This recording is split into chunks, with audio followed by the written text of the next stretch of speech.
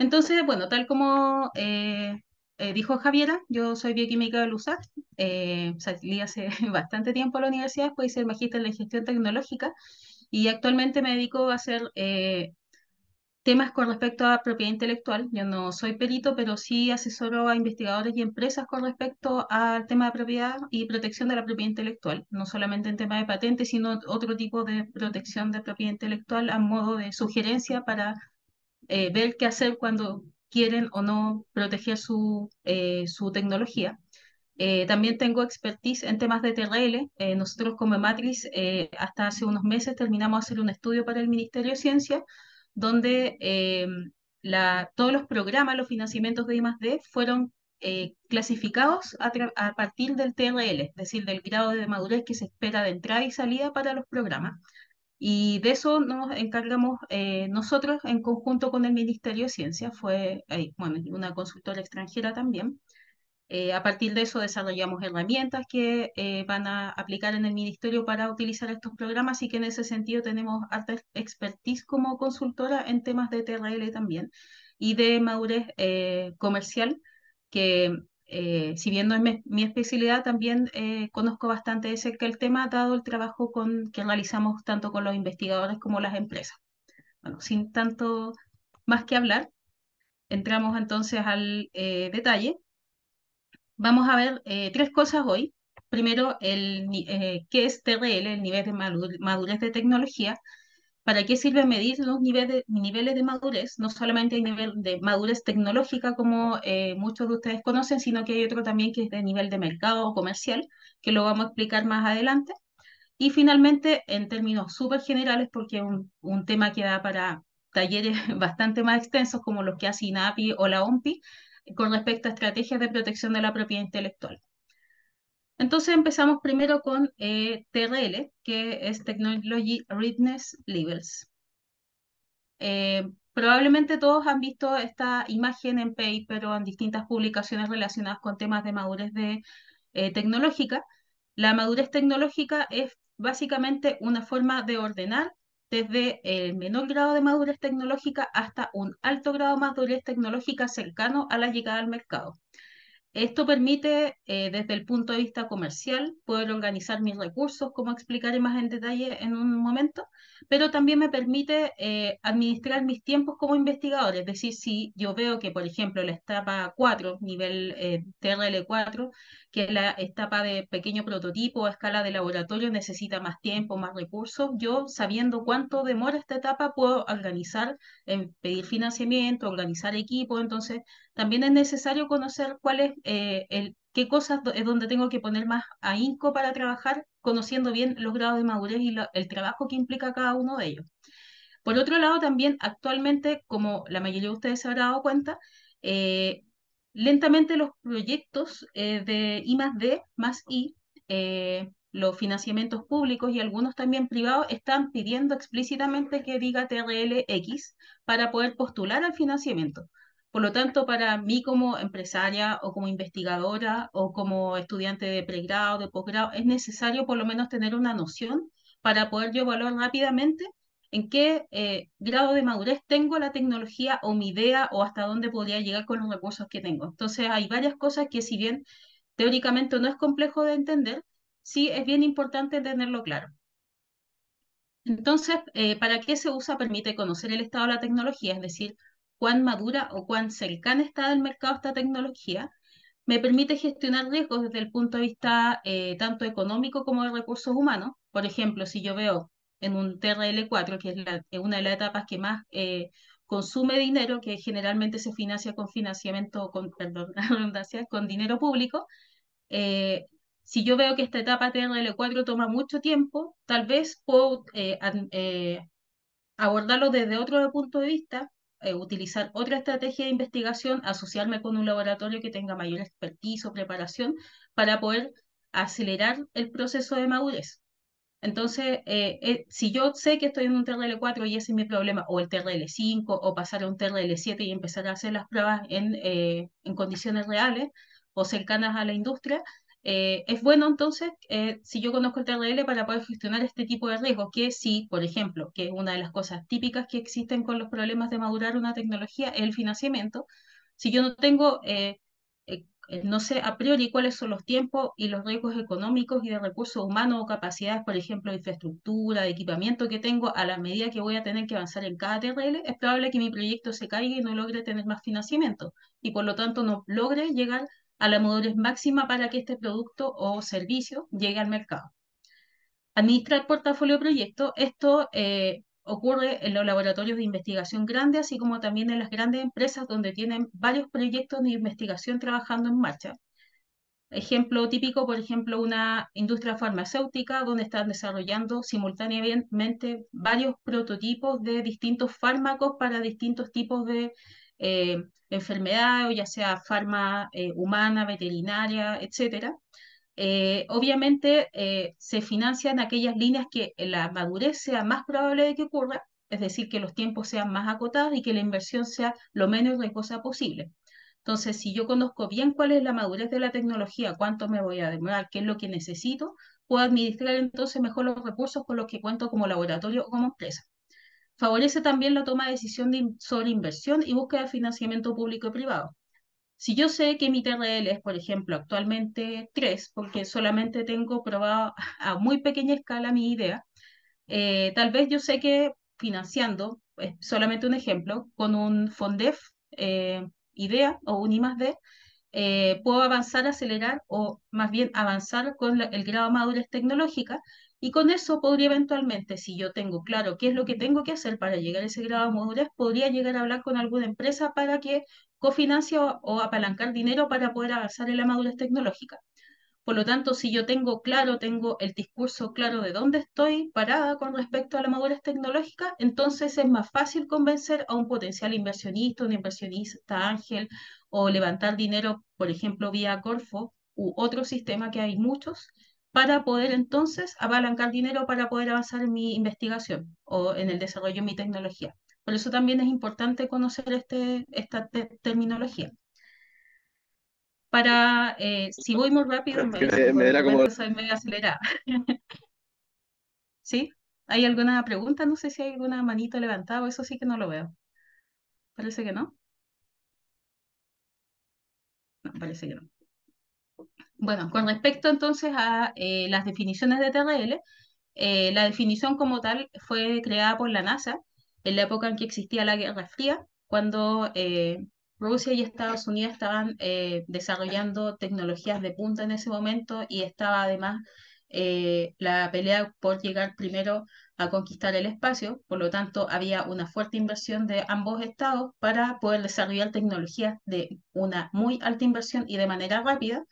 En Estados Unidos entonces desarrolló la NASA este sistema en donde permitía primero administrar los recursos, poder justificar al Estado, bueno, al gobierno estadounidense los dineros que se necesitaban para cada tecnología y también desechar con números y con datos reales de laboratorio aquellas tecnologías que se estaban demorando mucho o que necesitaban mucha inversión.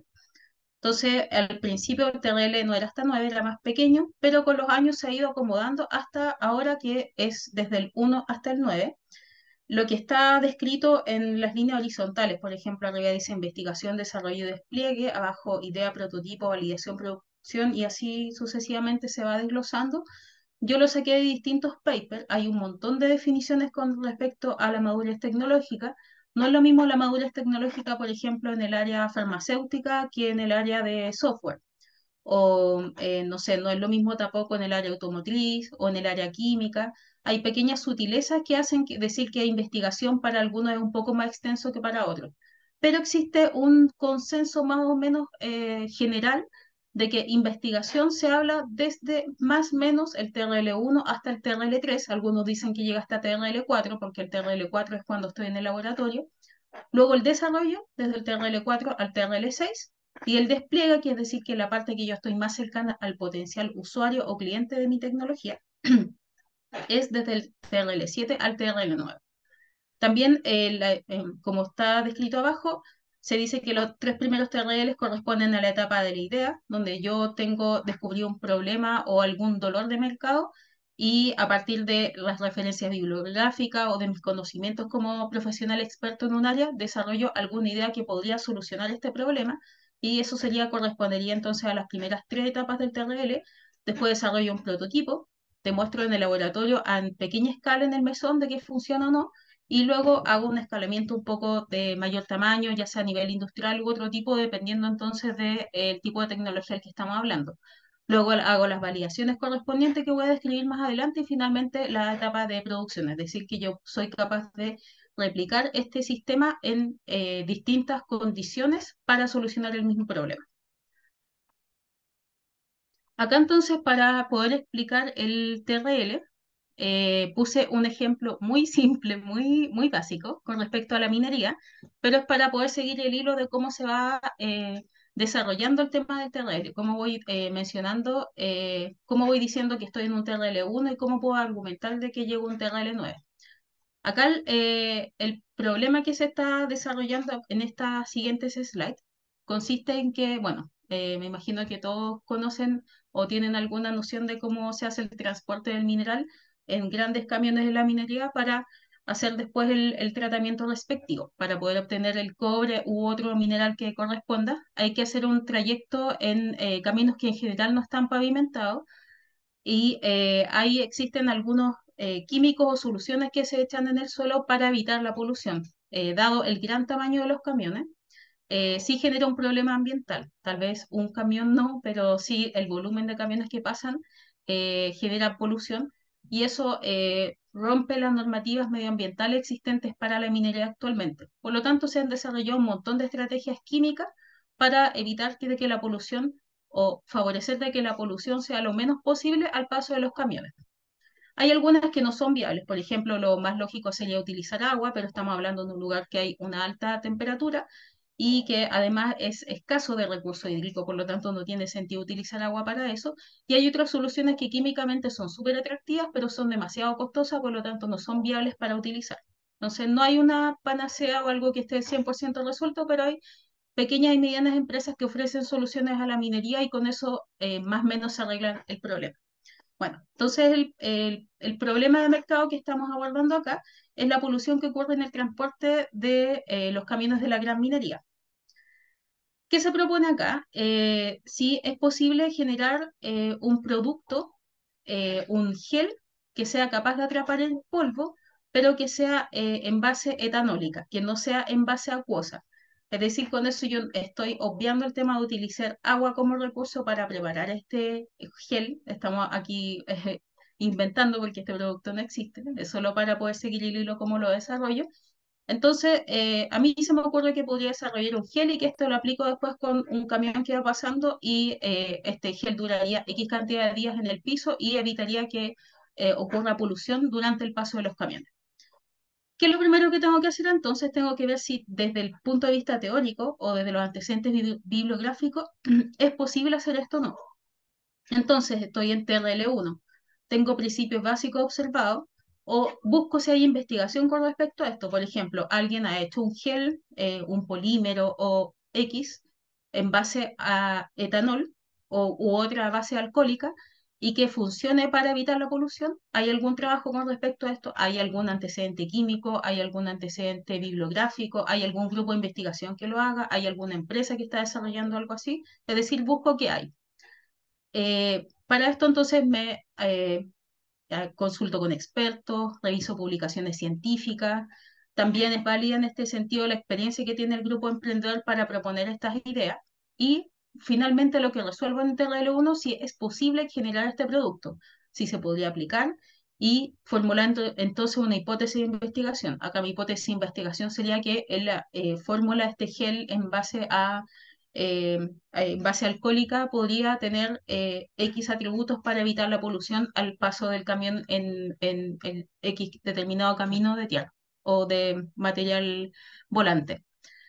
Luego entonces tengo que pasar al TRL2, donde es la descripción de la tecnología y se postulan conceptos para la aplicación de la tecnología. Acá, por ejemplo, siguiendo el mismo modelo que yo puse, entonces tengo que hacer modelamiento y simulaciones, ensayo a pequeña escala de laboratorio que validen la aplicación. Por ejemplo, si yo armo este gel que estoy inventando tuvo ensayo con un N estadísticamente significativo y en una pequeña escala en el laboratorio, en el mesón, probó que efectivamente se evita que haya volatilidad de polvos al paso, no sé, bajo cierta presión del peso de los camiones o distintos atributos que existen en ese entorno en que yo quiero trabajar.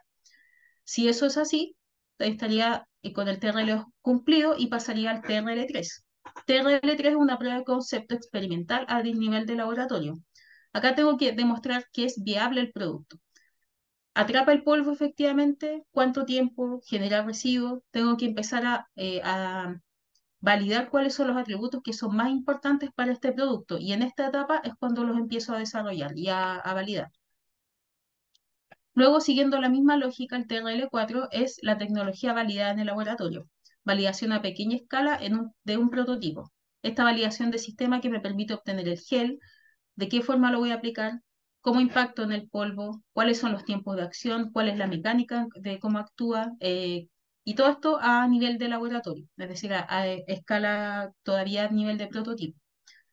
Luego tengo en el TRL5 el prototipo validado en un entorno relevante, industrial en el caso de tecnologías más complejas. Tengo entonces ensayos piloto de la tecnología ya aprobadas en el laboratorio y en este punto se suele iterar y volver al laboratorio para mejorar. Acá lo que estoy haciendo entonces es que yo este prototipo que lo tengo probado en el laboratorio lo llevo a un entorno que sea el real o sea lo más cercano al real. Acá puede ser escalar o puede ser directamente hacer una prueba a nivel industrial y las condiciones que yo necesito que sean las adecuadas porque son las que finalmente mi cliente necesita o la solución es lo que apunta por el problema que yo encontré, funciona. Si no funciona, entonces me devuelvo al laboratorio y voy haciendo las mejoras respectivas. Por lo tanto, el TRL4 y el TRL5 suelen tener una fase de pimponeo bastante larga en algunos casos, porque tengo que estar devolviéndome para hacer las mejoras que necesito para tener el producto adecuado. Luego el TRL6 tengo demostrado en un entorno relevante que esta tecnología está funcionando. La diferencia con el 5 es que en el TRL6 demuestro que funciona y el TRL5 estoy solamente haciendo validación, o sea, estoy con pruebas de ensayo y error. En el 6 yo puedo llevar mi prototipo y probarlo en las condiciones que corresponden y me va a funcionar. No estoy iterando como en el caso anterior. Luego el TRL7 es demostración del funcionamiento prototipo tecnología en un ambiente operacional. Acá un ambiente operacional es, por ejemplo, ensayo en entornos reales. En el caso de la minería sería efectivamente probarlo en un camino, en condiciones reales con un camión, con las cargas de verdad como corresponden y no en condiciones controladas como se hacen en el laboratorio. Permite verificar si el producto realmente puede tener una aplicación práctica, cuáles son las limitantes y cuáles son las necesidades también que puede tener potencialmente el cliente. Tal vez cuando yo lo prueba en condiciones reales en un ambiente operacional, el ingeniero, el operario, quien sea, me va a decir, pucha, ¿sabéis qué sé yo? Tiene mal olor, podrían mejorar esto. O tal vez sería ideal que dure, no sé, una semana en vez de 5 días, por decir cosas que también es un feedback para mí para poder mejorar la operación de este producto en condiciones reales. Luego, superada esta etapa, tenemos el TRL8, que es el sistema completo y certificado a través de demostraciones. Acá en general, si bien depende de la tecnología, suele estar validado en uno o más ambientes en condiciones reales y suele además estar con los permisos correspondientes, ya sean sanitarios, FDA en algunos casos, dependiendo obviamente de la tecnología que estamos hablando, todo lo que corresponde según la tecnología que estoy desarrollando en esta etapa además están también cumpliéndose. Es decir, que no solamente está validado desde lo técnico, sino también desde lo normativo, está cumpliendo con todo lo que corresponde. Y luego el TRL9 es un sistema final probado con éxito en uno o varios ambientes reales y está disponible para los consumidores. Acá el I+D del producto está completamente finalizado, las pruebas en entorno real completamente satisfactorias. El producto cuenta con el formato, diseño y los requerimientos particulares de cada cliente. Acá hay un ejemplo real, no sé si hay alguna pregunta con respecto al TRL, algo que alguno quiera comparar con respecto a su trabajo de investigación o no. ¿No? Bueno, en el caso de un ejemplo real, hace bastantes años atrás, cerca alrededor del año 2000, hubo una propuesta de recuperar los minerales de baja ley a partir de la extracción normal que se hace en la gran minería. Como ustedes saben, el proceso de gran minería requiere cierta ley para que sea económicamente rentable el proceso, por lo tanto hay muchos minerales que son de desecho, que efectivamente tienen cobre dentro de sus minerales, pero como la ley es muy baja, es decir, la cantidad de mineral que contiene esta roca es muy baja, no es económicamente rentable extraerlo. Por lo tanto, se consideran desechos. Se propuso entonces que, dado que la cantidad de mineral, la ley estaba siendo cada vez más baja, se detectó hacía muchísimo antes de los 2000, pero se empezaron a buscar alternativas tecnológicas para recuperar estos minerales que estaban de baja ley, pero que igual tienen valor. Entonces, una de las propuestas fue lo que hizo Biosigma en esta época, que era una parte de la I+D de Codelco en ese momento, y ellos detectaron que este problema se podía abordar a partir de la biotecnología. Entonces, el problema era que la minería del cobre requiere mineral de alta ley para que sea económicamente rentable, que es el proceso pirometalúrgico, que tiene alto consumo de energía e hídrico, por eso se prefiere optar con los procesos pirometalúrgicos a minerales de alta ley y no invertir grandes recursos en minerales que tienen menor ley porque económicamente no es rentable. Y los minerales son recursos no renovables y se hizo necesario recuperar los minerales de baja ley. La solución actual que había Bueno, en ese momento, ¿sí? sí, ¿Alguien habla? ¿Sí? Roberto Ibarra ¿Al- por acá. Eso hay que separarlo entre óxido y sulfuro, no entre alta o baja ley para separar entre piro o hidrometalurgia. Sí, no, sí, acá no está con detalle. De hecho, dejé la fuente en la PPT para que después la puedan leer con mayor detención. Yo estoy explicando en términos muy generales, porque yo sé que el proceso químico es bastante más detallado que esto. Por lo que quiero ir a la parte de biotecnología, el uso de las bacterias. Entonces, la solución propuesta por Biosigma en ese momento fue la biolixiviación de los minerales secundarios mediante el uso de bacterias. ¿Qué es lo que se sabía en ese momento? En los años 50 se describe en publicaciones científicas que la bacteria acidófila Thiobacillus ferroxidans, mediante reacciones redox, oxida minerales de pirita. Bueno, en la pirita estaba contenida el cobre, entonces ellos postularon que tal vez se podía utilizar esta bacteria mediante una serie de procesos químicos para poder rescatar el mineral, mediante la biolixiviación, es lixiviación, pero como se hace a través de microorganismos, es una biolixiviación. Entonces, en esta primera parte tenemos el TRL1, donde se está postulando que existen efectivamente investigaciones o publicaciones científicas que avalen que esta idea que tenía Bioxima en su momento podría eventualmente ser aplicada al problema que ellos habían detectado en la minería. Luego en el TRL2 se hicieron modelamientos, simulaciones y ensayos a pequeña escala de laboratorio que valían la aplicación. Una de las preguntas clave fue, ¿es capaz de oxidar la calcopirita en los minerales de baja ley? Que fue una de las primeras cosas que desarrolló Biosigma.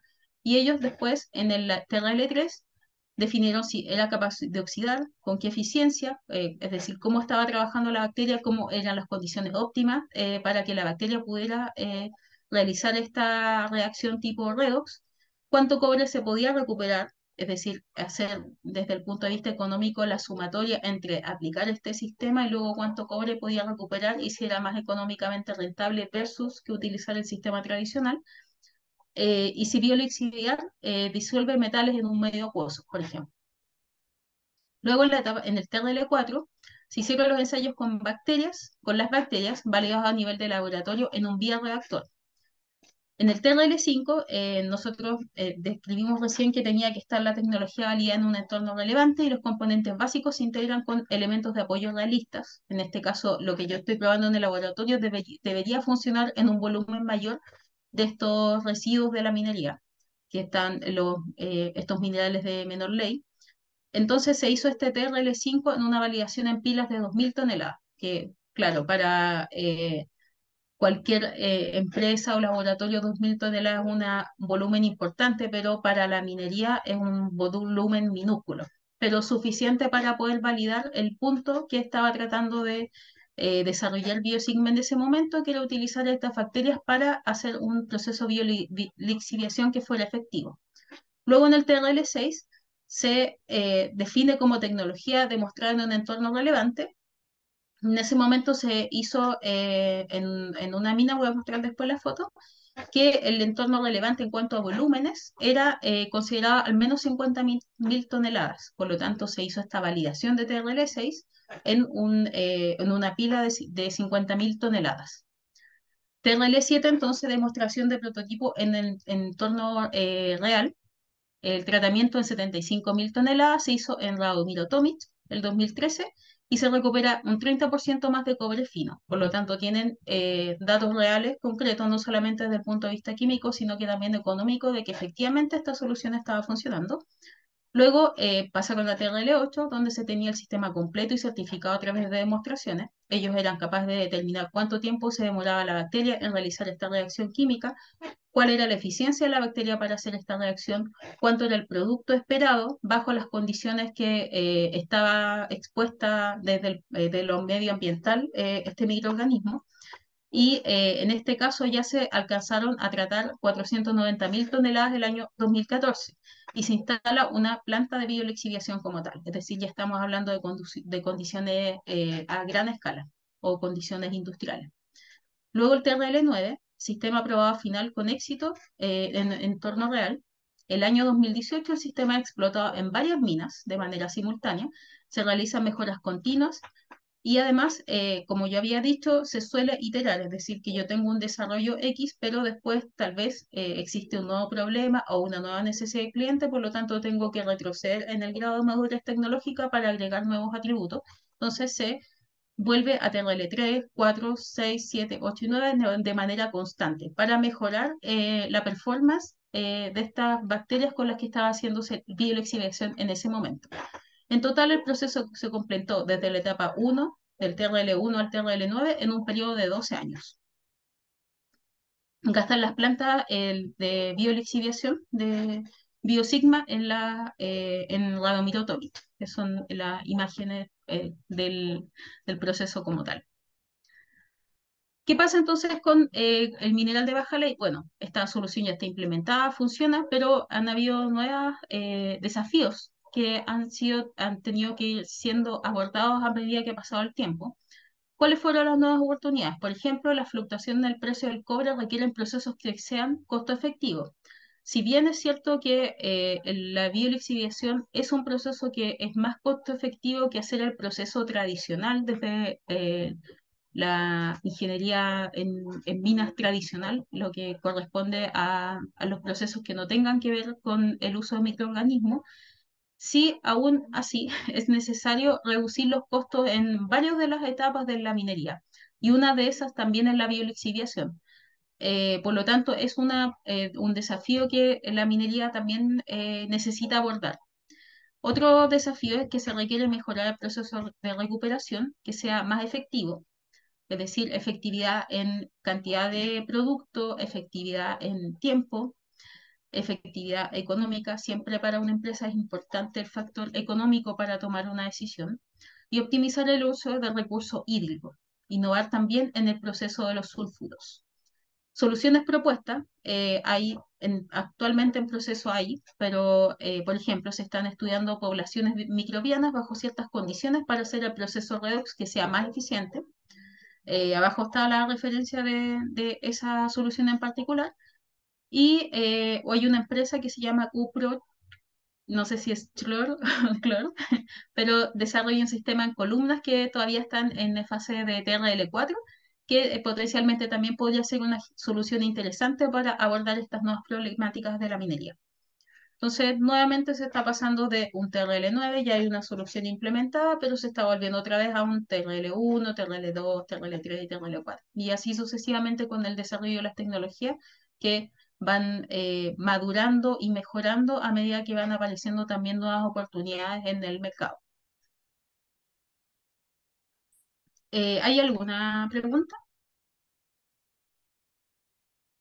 Profe, de hecho, el 2012 Biosigma retrocedió en el TRL al 4 por temas de condiciones climatológicas que afectaban a las bacterias. Claro, acá yo puse por la historia de Biosigma, bueno, yo hice la práctica allá, así que lo vimos bien de cerca, pero tiene un montón de aristas, así como a grandes rasgos, como la historia feliz que fuera fluida, pero hubo un montón de cosas entre medio. Pero finalmente el resultado se obtuvo dentro de lo esperado. Cristian,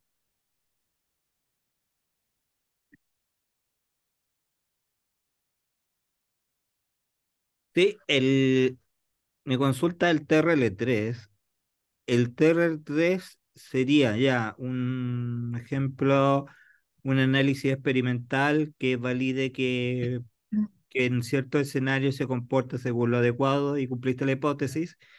Y el TRL3 sería una prueba de concepto como caja de zapatos, o sea, no el llegar a un TRL, prototipo funcional.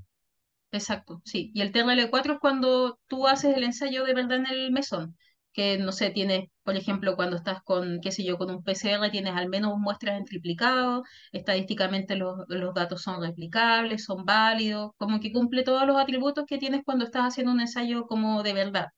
En cambio, el Ok. primero es como dices tú, una caja de zapatos donde veo funciona o no funciona. Da lo que yo quiero que vea o no. Como estirar las primeras líneas.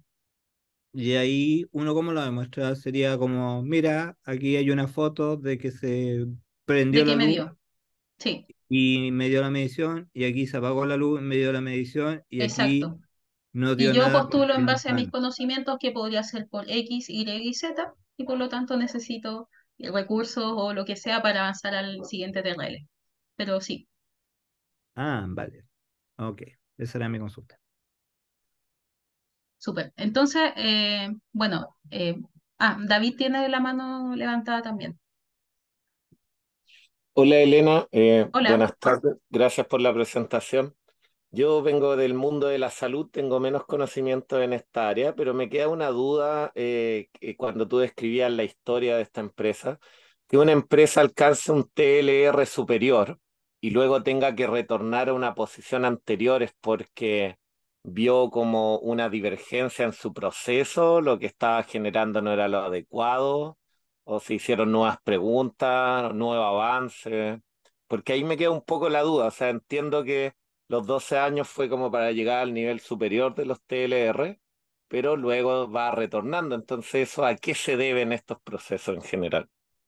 Mira, efectivamente, claro, en el ejemplo concreto que puse de Biosigma, ellos llegaron a un TRL9 con un producto que llegó al mercado, pero en ese momento, a partir de ese momento han aparecido nuevas necesidades en el mercado, que si bien este producto que ya existe en el mercado logra cumplirlas, no las satisface completamente. Entonces, por ejemplo, una de las cosas que eran importantes es que la bacteria fuera más eficiente, que fuera el producto que era capaz de generar esta reacción de tipo redox, la cantidad de producto fuera mayor para que económicamente fuera más rentable y para que fuera mayor significa que o mejoro la bacteria o busco una bacteria que fuera más eficiente. Yo como BioSigma ya tengo el know-how de cómo se hace todo el proceso, desde partir del TRL1, donde tengo la idea, hasta llegar al TR9. Ya tengo la gente, tengo la expertise, pero si quiero hacer esta mejora que el mercado necesita, tengo que entonces empezar atrás otra vez. Si quiero buscar una nueva bacteria, significa que tengo que volver a probarla en chiquitito, en la caja negra, como decía recién, ahí se me perdió el nombre, pero como estaba recién preguntando Cristian, me parece, luego hacer el TRL4, el prototipo, nuevamente avanzar en ese sentido. No es como que pierdo el trabajo porque gané know-how, tengo más Claro. experiencia y probablemente lo haga más rápido, pero siempre en el desarrollo de las tecnologías, si yo quiero mejorar o ser competitivo o cumplir con las nuevas necesidades del mercado, voy a tener que volver a madurar ciertos detalles de la tecnología o hacer una nueva. Súper, gracias por la respuesta. Y otra consulta, ¿a qué nivel de madurez tecnológica ya empieza el proceso de las patentes? ¿O donde tendrías que pensar en un patentamiento? Ya, buena pregunta. Después vamos a ver patentes en un ratito más, pero dependiendo de la tecnología, en general, ya en algunos casos, desde un TRL3 o TRL4, yo puedo pensar en proteger la protección mediante patente de invención u otro sistema de protección de propiedad intelectual. Depende de, por ejemplo, que me estoy adelantando, sí, pero en el caso particular de las patentes, tiene que tener esta tecnología que yo voy a proteger. Si es una patente de invención, tiene que tener novedad, inventiva y aplicación industrial. Entonces tiene que cumplir con los tres requisitos. Tal vez si yo estoy con la idea, es decir, yo vi los papers y me entusiasmé y creo que con el conocimiento que hay actualmente puedo desarrollar una nueva idea, eso no es suficiente para patentarlo, es solo una idea. Pero si yo estoy en un TRL3, no tengo todavía aplicación industrial. No sé si funciona o no funciona, no sé si el prototipo anda o no anda, como me funciona en esta caja negra, como se mencionó recién. Entonces ahí depende un poquito de la tecnología. En el caso de los software, por ejemplo, bueno, hay una discusión ahora que sí se están protegiendo mediante patente, pero hasta hace un poco tiempo era mediante derecho de autor y se podía proteger desde el inicio, los logaritmos. Entonces, los algoritmos, perdón, no, los logaritmos. Entonces, depende de la tecnología, pero si yo quiero pensar en proteger, ya desde un TRL3 tendría que estar mirando el horizonte de estratégicamente cuándo me conviene proteger la propiedad intelectual de este desarrollo. Ok, muchas gracias. Ya. Bueno, si no hay más preguntas, estamos bien con el tiempo, ¿verdad? Más o menos. Vamos a hacer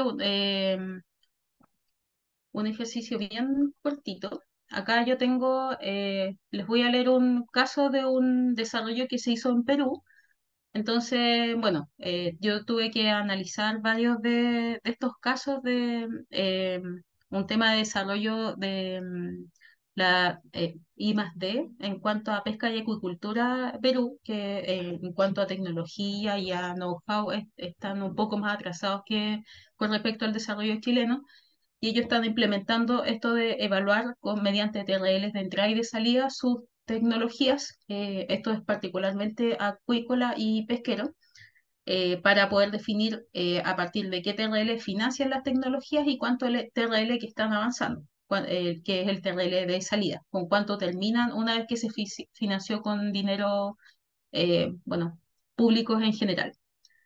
Entonces, bueno, acá la idea entonces es que voy a leerles el problema, lo voy a dejar expuesto y que después van a tener 10 minutos para poder definir ustedes cuál es el TRL en que está esta tecnología. Entonces, después yo les muestro el análisis que hice bien genérico para que podamos entender entonces si efectivamente comprendimos o no los conceptos bien generales de TRL. Entonces, el proyecto se llama, el título es Desarrollo e Implementación de Protocolos de Manejo, Prevención y Tratamiento mediante elaboración y aplicación de vacunas contra los principales patógenos que afectan el cultivo de trucha arcoíris en el distrito de Juli, perteneciente a la provincia de Puno. Esto es en Perú. El trabajo se enfocó en el fortalecimiento de las capacidades de los beneficiarios en la elaboración y aplicación de vacunas contra los principales patógenos que afectan al cultivo de trucha, aplicando protocolos de manejo, prevención y tratamiento. A través de las capacitaciones y la aplicación de una metodología validada en diversos laboratorios especializados, se logró aplicar 20.000 vacunas, 10.000 peces grupos sin vacuna, 10.000 peces grupos con vacuna inactivada y 10.000 peces vacuna inactivada más ayudante. De estos, el segundo grupo demostró buen desempeño frente al primer grupo, mientras que el tercer grupo presentó resultados de baja aceptación. Probablemente la formación de adherencia de la cavidad peritoneal que produjeron mortalidad en algunos individuos. Antes de este trabajo, los beneficiarios carecían de medidas de prevención frente a los principales patógenos que afectan a la trucha. En consecuencia, se registraban altas tasas de mortalidad. TRLX, que es lo que tienen que determinar ustedes. ¿Qué antecedentes nos entregaron a nosotros de Perú para poder definir el TRL? Uno, que el producto o sistema integrado sea aprobado en un entorno simulando cercano al real con sus resultados de sus características complejas y demuestre el rendimiento de las aplicaciones previstas. Perdón la mal redacción, pero está tal cual como nos llegó a nosotros el informe, por si acaso. Luego, se ha demostrado que el producto sistema real funciona en su forma casi final bajo un conjunto de representativos de condiciones y entornos esperados. El producto sistema se ha ampliado de escala de laboratorio a escala piloto y se han identificado problemas que pueden afectar el logro de la escala completa. Y se conoce el tipo de entorno en el que se podría comercializar el producto o servicio. Entonces, a partir de ahora les dejamos, bueno, en honor al tiempo, 5 minutitos, ¿les parece? Que no es tan complejo analizar de qué terreno ustedes consideran en base a lo que vimos que podrían ser. No sé si les dejo proyectado el problema o los TRLs que prefieren. El problema yo creo, ¿verdad?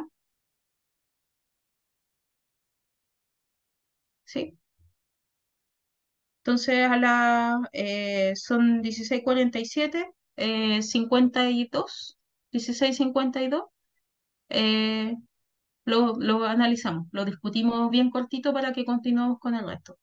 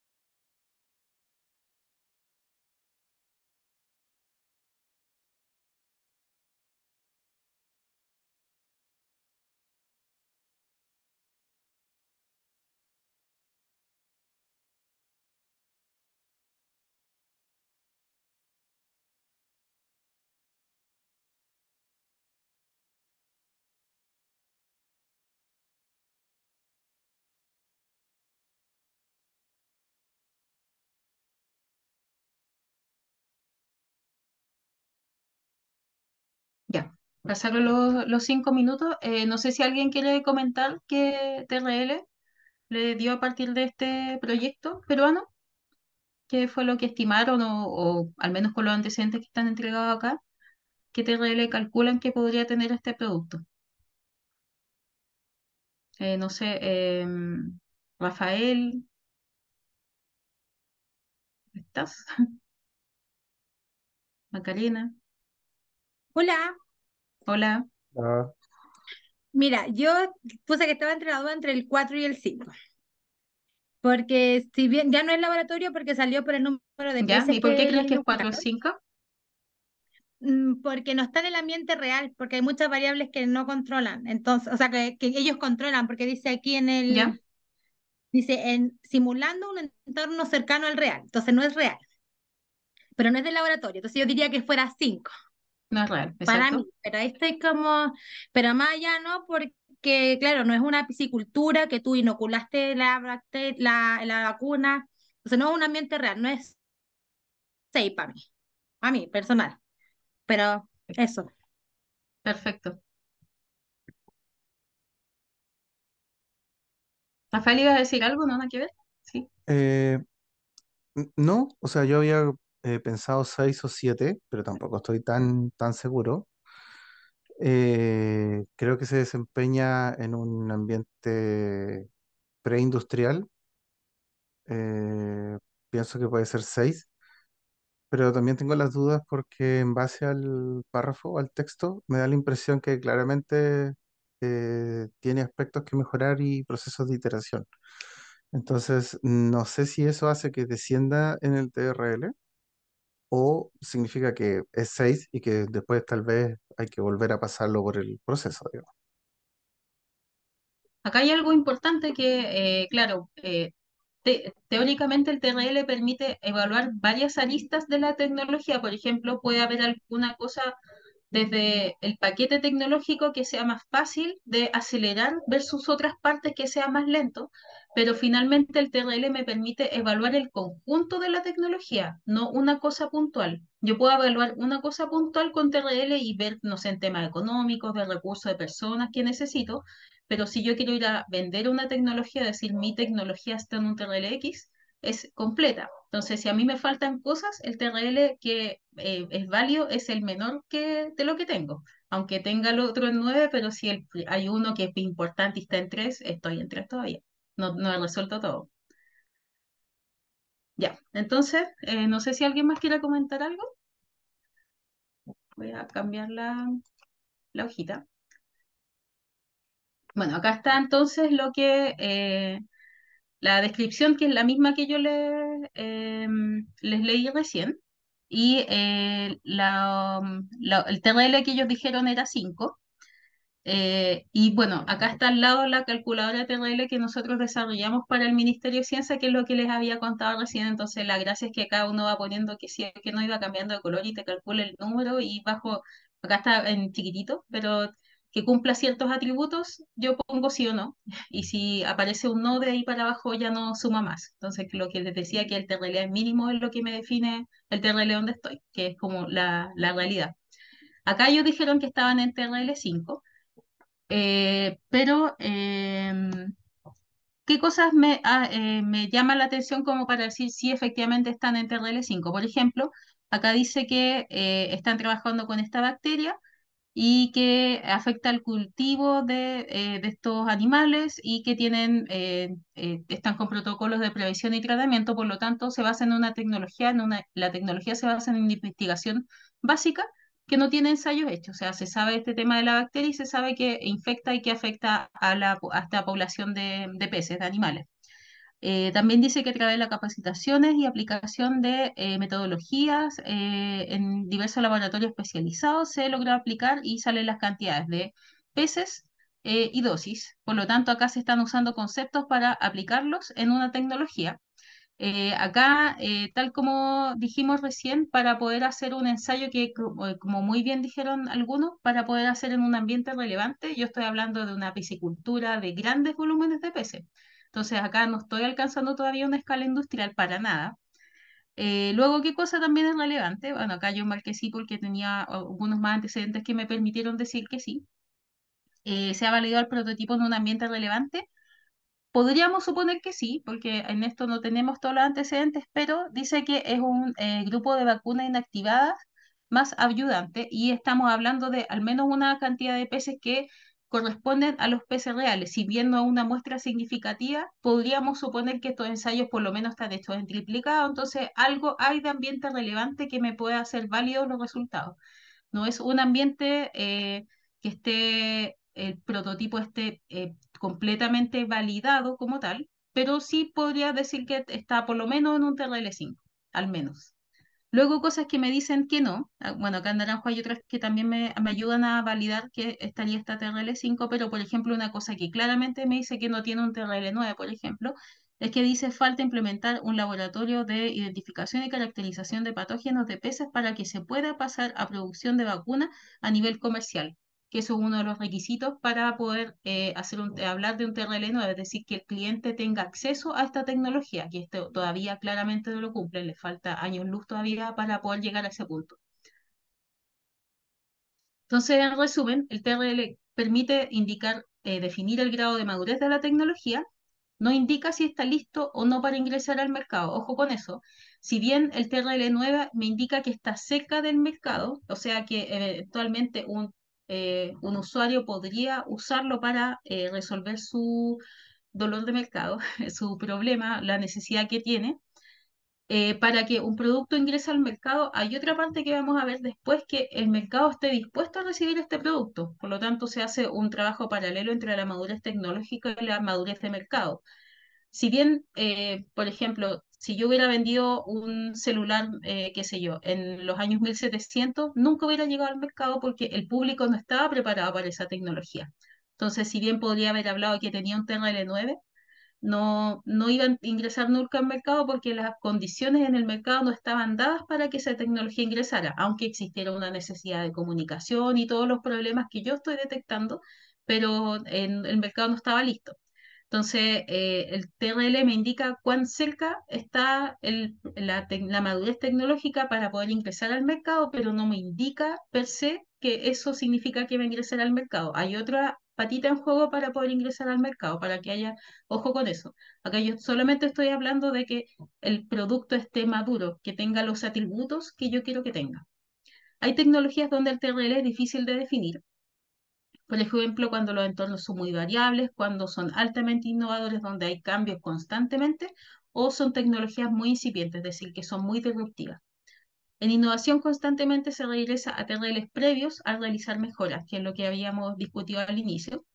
Permite gestionar los recursos humanos, las inversiones de la empresa en I+D, y existen cuestionarios que permiten definir el TRL acorde a cada tecnología. De hecho, hay consultorías especializadas en TRL, sobre todo para tecnologías que son altamente complejas, donde el cuestionario es bastante más detallado o se hace como tal una consultoría para poder definir el TRL. Bueno, ahora vamos a cambiar un poco de tema. Esta es como la parte de madurez del nivel de madurez, pero de mercado, que es algo que va en paralelo con la madurez tecnológica. Si bien yo como investigador o trabajando en el laboratorio haciendo que esta tecnología madure, no necesariamente estoy directamente relacionada con la madurez de mercado. Si alguien que está en una empresa y que tiene que hacer el financiamiento de este desarrollo en el tiempo, necesariamente también tiene que estar al tanto de la madurez que se está teniendo a nivel de mercado, es decir, los pasos que estoy haciendo a medida que esta tecnología está madurando desde lo tecnológico, cómo la estoy madurando para que una vez que la madurez tecnológica sea adecuada, también esté lo suficientemente robusta como para que el mercado la pueda recibir. Entonces hablamos de dos tipos de madurez, una que es la tecnológica, que es el TRL, y la de mercado, que se llama MRL.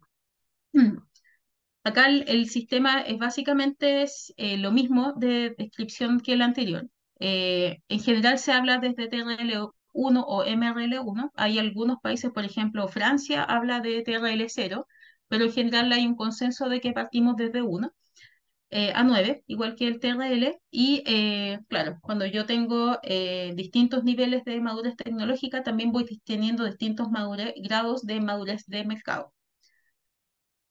Si hacemos un paralelo entonces en el TRL y MRL, ambos casos el uno sería la investigación básica, es decir, los antecedentes, el estado del arte que me permite validar lo que yo estoy proponiendo. Luego el TRL2 es la formulación de la tecnología, que es decir, qué cosa voy a armar para poder proponer o armar en el laboratorio o a pequeña escala la solución que a mí se me ocurrió implementar para poder abordar el problema que yo encontré o el dolor de mercado que yo descubrí. Y acá yo en el MRL estoy hablando de formular necesidades. ¿Cuál es la diferencia acá? Que al formular necesidades yo estoy viendo qué cosas son las que necesita efectivamente el mercado. Es decir, no vale con los supuestos que yo tenga con respecto a una necesidad de mercado, sino que yo también tengo que validarlo con el mercado, qué es lo que este mercado necesita. Para eso se hacen distintos trabajos en terreno. Macarena. Sí, eso mismo te iba a decir, cómo tú vas a hacer la validación real de la necesidad del mercado, porque de repente pasa a los científicos que pues, creemos que el problema va para un lado y te das cuenta cuando vaya al mercado que no va Que para nada allá. que ver. Entonces, Sí. claro, entonces, ¿existe alguna herramienta que te permita realmente hacer una validación de necesidad o cómo levantar esta información? Mira, desde el punto de vista del laboratorio, sí, es muy típico ese problema de que los científicos o la investigación avanza y avanza muchísimo, con mucha inversión y mucho tiempo, y después se dan cuenta que el mercado no era lo que necesitaba o que no necesitan definitivamente eso. Entonces, prácticamente no tiene posibilidad de ingresar al mercado menos que se hagan grandes cambios. Para evitar ese costo de inversión y ese tiempo que se invirtió en algo que va a costar o que definitivamente no va a ingresar al mercado, desde etapas muy tempranas, una de las cosas más simples que se puede hacer es directamente hablar con la industria. Por ejemplo, si tú estás abordando un problema, qué sé yo, de la industria lechera, llamarlo, comunicarte, hoy sabes que yo soy de la Universidad de Santiago y estoy trabajando aquí en X, me gustaría conocer cuál es la necesidad para poder investigar con respecto a este tema. Si es que en particular tu desarrollo tiene que ver con I+D, de un producto que tiene, no es ciencia básica de generar solamente conocimiento, sí, que es la base de la ciencia, sino que va más allá, sino que se va a aplicar a un problema que tiene el mercado. Entonces, una de las cosas como más simples es conversar. De hecho, la DGT también ellos tienen relación con empresas o pueden gestionar reuniones con empresas. A veces en algunas universidades se hacen charlas donde se invitan a las empresas y ellos conocen las tecnologías, lo que se está desarrollando en las universidades, de manera de también poder escucharlos a ellos, qué es lo que necesitan. Y si son cosas, soluciones más puntuales, es simplemente escribir. Hay mucha gente que está, y realmente no es tan difícil como suena, a veces escribiendo un correo muy en simple y se generan conversaciones bien interesantes y te ayuda en un 50% a apuntar o no en desarrollar lo que tú crees y que esté alineado con lo que el mercado necesita. Pero es clave empezar desde una fase muy temprana. Si yo quiero efectivamente solucionar cosas del mercado, empezar desde que el producto está casi post idea a iterar con el cliente, no con solo lo que yo creo. No sé si respondo a tu pregunta. Sí, sí, claro, gracias. Bueno, después está la prueba de concepto, que yo valido la necesidad. Acá hay algunas consultorías que se pueden hacer o algunos estudios más especializados. Por ejemplo, si yo tengo una prueba de concepto y que esta prueba de concepto mostrársela a mi potencial cliente, y oye, ¿qué te parece? ¿Qué cosas podrías mejorar? ¿O te parece bien? ¿Qué podríamos agregar? Como ir trabajando en conjunto con mi potencial cliente. Campaña de stakeholder a pequeña escala, que corresponde a las pruebas de laboratorio. Después prueba en un entorno relevante. Campaña de early adopter a gran escala. Acá los early adopters son personas que están dispuestos a probar las primeras tecnologías antes de que estén de manera masiva en el mercado. Son gente que son muy afín al riesgo de probar nuevas cosas y ellos son los primeros que me dicen si está algo bien o mal con respecto al desarrollo tecnológico de lo que yo estoy proponiendo. Entonces, la opinión de los early adopters es muy importante porque finalmente ellos son los que definen si esta tecnología va a continuar adelante tal como está, si es atractivo o no para el público. Luego está la demostración en un entorno relevante, que es una prueba de tracción. Después demostración en un entorno real, que es la prueba de satisfacción, si le gusta o no al cliente. Después está el sistema completo certificado, que era el TRL8. Tenemos entonces acá la prueba de escalabilidad, todo desde el punto de vista de mercado, y el sistema final probado, que era el TRL9, y acá en MRL se llama prueba de estabilidad. Acá entonces salen algunos ejemplos de cómo lo podemos abordar. Por ejemplo, la investigación básica es necesidad escrita pero sin evidencia, es parecido a lo de TRL. La formulación de necesidad es una necesidad articulada en viaje del usuario, que es una de las herramientas que se utilizan para poder validar la necesidad del usuario. Hay varias otras que se pueden utilizar, como la que yo decía de hacerlo simple y escribir o conversar con la gente, pero hay algunas herramientas que se utilizan más en las empresas, que son más estructuradas para poder hacer también esta validación. Está la validación de las necesidades, que corresponde al TRL, o en este caso al MRL3, que es una oferta inicial, que es una necesidad y oferta explicada. Después el MRL4 es la campaña Stakeholders, donde tengo la validación de versión beta con los stakeholders. Después una campaña con los Early Adopters, donde la versión beta es probada por los Early Adopters. Después tengo la prueba de tracción, donde tengo ventas logradas con clientes potencialmente. Acuérdense que acá el nivel de madurez, si bien no está a 100%, sí tiene algunos atributos que ya me permiten solucionar el problema que estoy abordando, así como puse lo del gel en base alcohólica, o cuando vimos el tema de las bacterias que desarrolló en la biolixiviación BioSigma. Luego está la prueba de satisfacción, equipo y cliente satisfecho y progreso, prueba de escalabilidad, perdón, pipeline de ventas estable y proyecciones, y prueba de estabilidad, que son KPI superados y crecimiento predecible. También puedo hacer un scoring de hacer un paralelo entre el TRL y el MRL, que si bien son cosas diferentes, sí a nivel de empresa o de desarrollo de un producto de interés comercial, me permite ver si el grado de madurez de mercado es alto. Por ejemplo, tengo a los clientes convencidos y están probados y eventualmente tengo grandes avances, pero me falta con la madurez. Entonces sé si tengo que invertir más en una u en otra área. Entonces hay unas gráficas que me permiten hacer eso, que acá está el TRL y el MRL. Entonces yo puedo comparar entonces dónde estoy. Si estoy equilibrada, si estoy acá arriba, es decir, la madurez de mercado tecnológica son altas al 100%, o puedo estar por acá, significa que la madurez de mercado es muy alta, que hay pruebas y cosas que soportan de que efectivamente mi idea es de interés de los consumidores, pero todavía me falta mucho por desarrollar en cuanto a tecnología. Y al revés, puedo tener una tecnología muy desarrollada, pero que en cuanto a mercado no he hecho absolutamente nada, no he consultado con nadie, no he hablado con ninguna persona, no he hecho lobby para poder hacer pruebas a nivel industrial. Entonces estoy súper inmadura en cuanto a MRL, pero en cuanto a TRL estoy bastante avanzada. Entonces lo ideal es estar más bien al medio, de que los trabajos se vayan haciendo de manera paralela. Bueno, y por último, para que alcancemos a ver todos los tópicos, el último, el que alguien preguntó al inicio con respecto a la propiedad intelectual. Esto está súper relacionado con TRL y MRL, porque la protección de la propiedad intelectual es una forma de que yo protejo mi idea, valga la redundancia, pero es un activo para la empresa. Es decir, permite que yo tenga un monopolio con respecto a la implementación de esa tecnología en el mercado, porque tengo una exclusividad debido a que la propiedad es mía o de la empresa. Entonces, desde el punto de vista comercial y desde el punto de vista también de activo, como proteger esta idea de que no se replique ni se copie, nada como se dicen, que lo voy a explicar mejor, es bastante importante proteger la propiedad intelectual. Entonces, en términos generales, ¿qué es una patente? La patente es un privilegio otorgado por el Estado por un periodo de tiempo que permite explotar en forma exclusiva un invento o sus mejoras a cambio de la divulgación del invento. ¿Qué significa esto? Que yo, dependiendo, patente acá no hablo solo de patente de invención, que después lo voy a mostrar un cuadrito más adelante.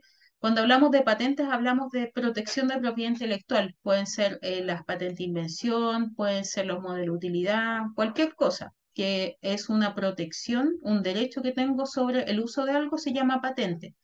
La patente de invención, que es la que más suele aspirar la mayoría de los investigadores y las empresas que tienen I+D, suele ser la patente de invención porque es la más larga y la que más protege, que dura 20 años.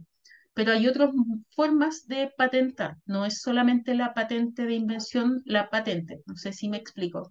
Entonces, independiente de qué patente estemos hablando, sí es un privilegio que otorga el Estado y que permite por un periodo de tiempo definido, dependiendo de qué cosa estoy hablando, de qué patente, si una patente de invención u otro tipo de protección de propiedad intelectual, tengo un periodo de tiempo en que yo tengo el uso exclusivo de esa tecnología que es de mi propiedad.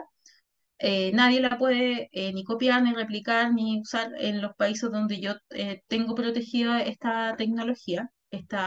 Hay una propiedad intelectual y además me da el beneficio de que el conocimiento está difundido, es público. Pues si ustedes pueden ir a las bases de datos de patente, cómo funciona, para qué sirve, sale detallado en las patentes con los claims respectivos, que es la descripción de los atributos que tiene esta patente, de para qué son. Entonces, esa divulgación de conocimiento es una forma de favorecer el desarrollo de más innovaciones. Cristian. Sí, respecto a las patentes, yo puedo patentar algo en Chile y implica que nadie puede utilizarlo sin mi permiso o algún beneficio económico, bla, bla, bla, ¿cierto? En Chile, sí. Pero eso no asegura que en India, Irán, Afganistán, Pakistán, Rusia, Palestina, Israel puedan ocuparlo y hacerlo y lo vendan por ahí al Claro. producto. Sí, no lo pueden patentar porque ya está, ya existe, entonces ya no tiene novedad, pero sí lo pueden copiar e implementarlo en uno de los países donde tú no tienes protegida tu propiedad intelectual. Eso es así. Entonces la decisión de dónde protejo es clave y depende de dónde yo quiero vender el producto. Por ejemplo, si mi producto se vende principalmente, los consumidores están en Estados Unidos, es obvio que voy a proteger ahí. Y si en Chile casi no se vende, tal vez no valga la pena proteger en Chile. Y invierto mi dinero en Estados Unidos. Y Y por el, ejemplo, si Igual, en... Sí, sí, disculpa. consulta, y el costo-beneficio para un investigador en la universidad, producir patente, porque Mira, para ahí hay... la Sí, CNA, disculpa, sí, el valor de una patente es la misma que un valor de un WOS paper. sí.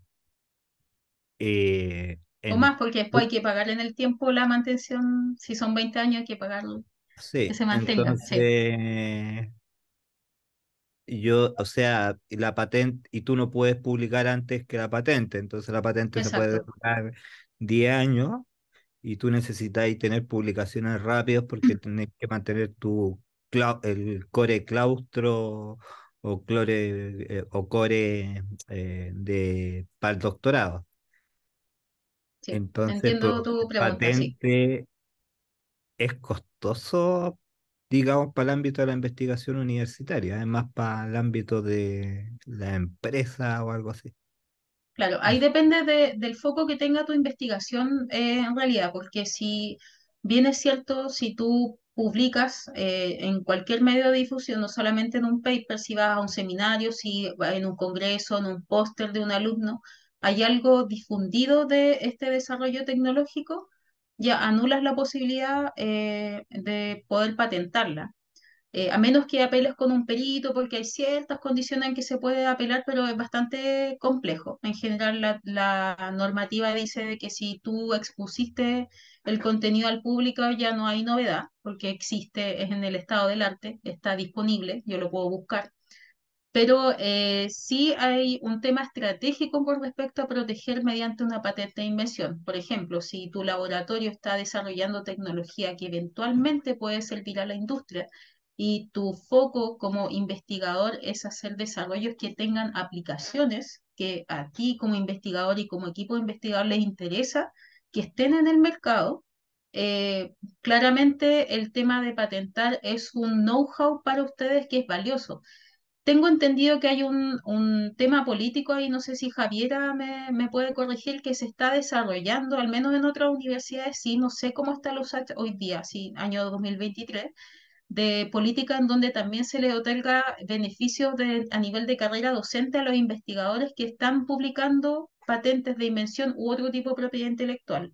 En otras universidades se está haciendo, se está dando puntaje no solo por el paper, sino también por la patente, pero algo que está recién empezando porque se está fomentando fuertemente el tema del I+D. Entonces, claro, también el foco depende de tu laboratorio, de tu investigación. Si lo tuyo es el tema de algo aplicado, tiene todo el sentido del mundo que esté protegido porque es un activo para ti y tú puedes, por ejemplo, hacer un spin-off que luego la universidad junto con tu spin-off lo negocia y hay todo un tema de negocio detrás de eso, pero como tú bien dices, si es más bien tu área, la investigación como tal, no tiene sentido patentar por patentar. Es costoso. Efectivamente hay un tema de manejo de tiempos que hay que ser bien cuidadoso porque sí puedes matar la patente si publicas en un paper.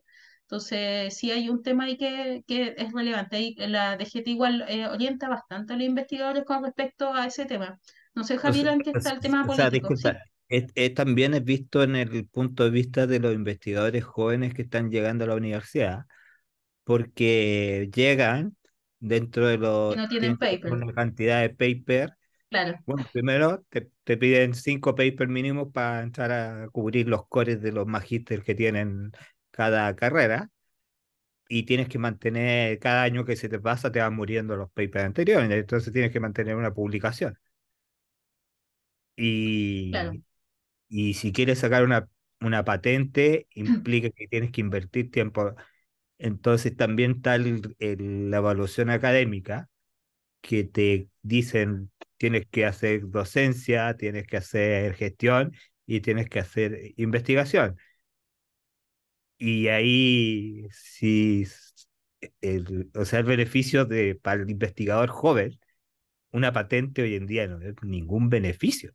Entonces, ¿cómo democratizamos el investigador joven pueda avanzar y equilibrar con el que ya es director, que el que pone el nombre nomás al fin de los artículos, ahí, aunque no haga Claro, nada? ahí ojo, Cristian, que cuando, por ejemplo, sobre todo un investigador joven, alguien que está, no sé, recién egresado de su doctorado o está haciendo un postdoctorado, en general no es la tendencia de que esté pensando en obtener patentes de invención, más bien se generan asociaciones entre investigadores para poder obtener una patente, o muchas veces en el caso de la universidad es la universidad más una empresa, porque el desarrollo de la última parte de la madurez tecnológica necesita una inversión importante que ya no proviene del Estado, en general proviene de los privados.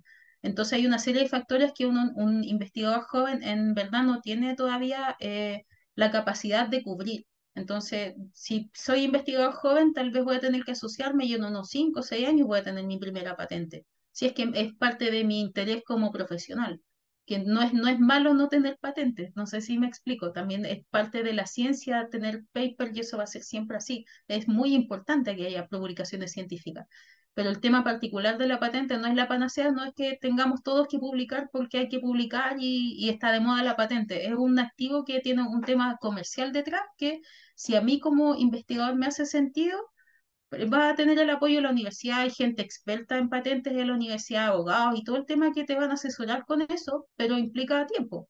Vas a tener que muñequear tu tiempo entre la investigación, la academia y además el tema de patentamiento. Pero en general la gente, los investigadores que tienen patentes son, o que se asocian y que tienen además harto un background detrás con publicaciones científicas, no conozco ningún caso de realidad de alguien recién egresado de posgrado que esté pensando en su patente, están pensando en sus publicaciones, que es Sí, lógico. por eso decía, porque al final, y también están las carreras tecnológicas, porque se apunta hoy día a tecnología, investigación aplicada, y que se hagan Mm. publicaciones en eso. Entonces, ejemplo, telemática, bioinformática, biomedicina, mecatrónica, informática eléctrica, telecomunicaciones, son carreras que ya cada 3 meses o 6 están saliendo tecnologías nuevas, entonces no podéis guardar una patente como Apple y esas cosas. O sea, bueno, era un pensamiento. Gracias. Claro, sí. Roberto, y después Javier, si quieres mencionar algo que te había dejado en el Sí, aire. Obviamente agradecer las palabras de Cristian, es súper importante de repente ver la visión del resto de los investigadores. Igual comentarle de que la tendencia a patentar, por un lado, estaba en aumento en la universidad. Es igual, es un hecho de lo que está ocurriendo. Pero sí, concordamos completamente con el tema de incentivos hacia los investigadores para potenciar el patentamiento versus el tema de las publicaciones.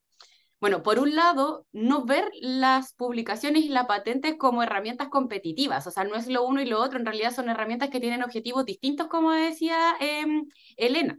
En realidad, para nosotros las patentes son herramientas que nos potencian y nos ayudan para la transferencia tecnológica. O sea, ese es el fin. Nosotros no buscamos como fin patentar, sino que buscamos como fin transferir. Y para eso la patente nos agrega valor. Entonces, ver bien hacia dónde apunta el tipo de investigación o el estilo de investigador o investigadora que es cada cual. O sea, como dice Elena, hay investigadores que se dedican toda su vida a la investigación básica y es perfecto. O sea, es el hombro de los gigantes donde se sube el resto de los investigadores. Entonces, no hay ningún problema con ello.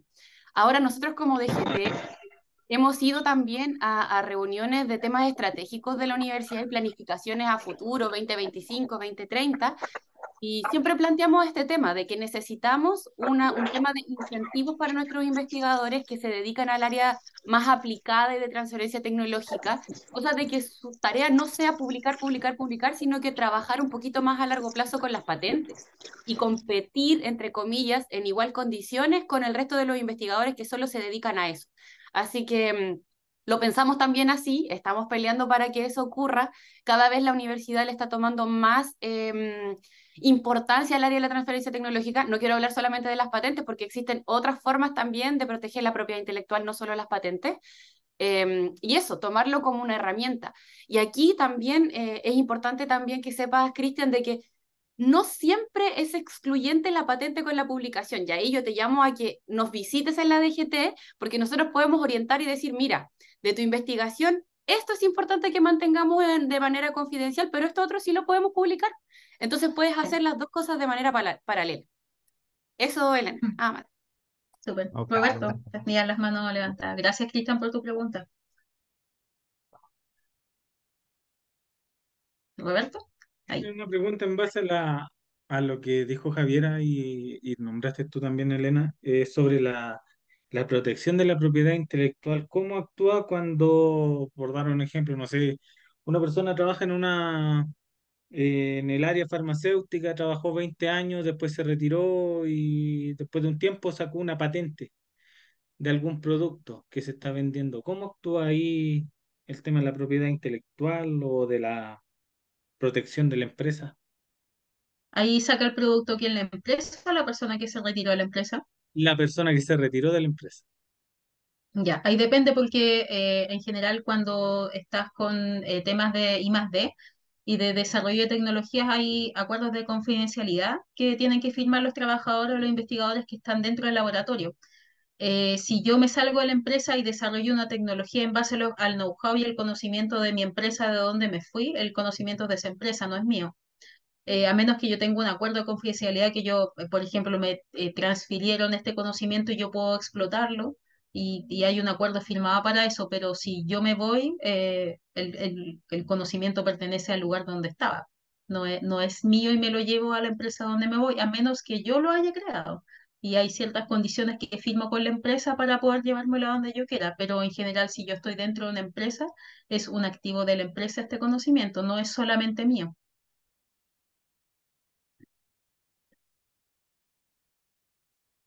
Ya, continuamos para que alcancemos, que nos queda una colita. Bueno, entonces estaba diciendo que el tema de las patentes se publica hay distintas páginas, la más importante es la de la OMPI, que es la Organización Mundial de la Propiedad Intelectual, donde está el grueso de las patentes de los mercados más importantes del mundo. No están todos los países del mundo, pero sí los que corresponden a los que son de interés para parte de Oriente y el grueso de Occidente. ¿Cuál es el propósito de una patente? Inducir al inventor a revelar sus conocimientos para el avance de la sociedad. Como yo dije, lo que describe la patente de cómo se hace, qué es lo que permite resolver, cómo funciona esta tecnología o lo que estoy protegiendo, se publica mediante las patentes que son documentos escritos que están al acceso del público y yo al leerlos puedo generar nuevos conocimientos. Es también un conocimiento como cuando yo leo un paper, también la patente genera conocimiento. Y a cambio de exclusividad, yo libero este conocimiento a cambio de exclusividad de uso por un periodo de tiempo limitado, que es el beneficio que tengo por hacer esto. Se fomenta la innovación, se protege la invención, es decir, la creación de lo que estoy desarrollando y al creador le entrega ventajas relativas a la competencia en el mercado, porque yo tengo uso exclusivo de esta tecnología en el mercado donde quiero vender. ¿Cómo patentar? Acá tengo que hacerme algunas preguntas. Primero, ¿cuál es el tipo de protección más pertinente a mi solución? No siempre la patente de invención es lo más adecuado. A veces basta con tener un acuerdo de confidencialidad, por ejemplo, los secretos industriales, y no necesito estar protegiendo mediante una patente de invención. A veces puedo utilizar varias patentes de invención y que estén unas encadenadas con otras y tener varias patentes juntas. Puedo tener una gran patente. Entonces depende de cómo, puede ser también un modelo de utilidad y no una patente de invención, porque, por ejemplo, no tengo inventiva, pero sí tiene novedad y tiene aplicación industrial. Entonces hay una serie de atributos que tengo que definir primero para cuál es el tipo de protección más pertinente y cuál es el proceso y los costos asociados que implica proteger mi solución. Esto es importante porque proteger mediante una patente de invención en particular es costoso y en cada país donde yo voy a proteger tengo que pagar. Y además tengo que pagar para mantener la patente en los 20 años. No basta hacer el trámite una vez en el inicio y queda protegido por 20 años. Si yo dejo de pagar, pierdo mi protección. Entonces, para el laboratorio o para el spin-off que nazca a partir de esta investigación en la universidad o para la empresa o el startup o lo que sea, es relevante manejar el tema de los costos porque es una cuestión que voy a tener que estar invirtiendo en esta. Si yo voy a tener otra patente y va a estar comiendo plata en la empresa y no la voy a explotar nunca, va a estar guardada en un cajón, no vale la pena patentarlo. Más bien vale la pena invertir ese dinero en explotar la tecnología, en dedicarme a hacer marketing, procesos de comercialización, tener, no sé, una buena área de venta y otras cosas que también tienen costo en la empresa, más que pensar en patentar por patentar. Entonces es más bien estratégico el tema de la patente. Y patentes como tal, hay muchas. Está la patente de invención, que es la que más conoce todo el mundo, está el modelo de utilidad, está el diseño industrial, el derecho de autor, que si bien no pertenece al grupo de patentes como tal, también es una forma de proteger un activo intelectual y el secreto comercial. Acá están los más importantes que tienen que ver con el tema de desarrollos tecnológicos. Hay otros que tienen que ver, por ejemplo, en particular con las variedades vegetales. Ahí los invito a la página, a meterse en la página de la INAPI a curiosear un poco más porque hay algunas sutilezas con respecto a ciertos tipos de tecnologías o desarrollos que se protegen con algunas patentes o protección de propiedad intelectual bien particulares.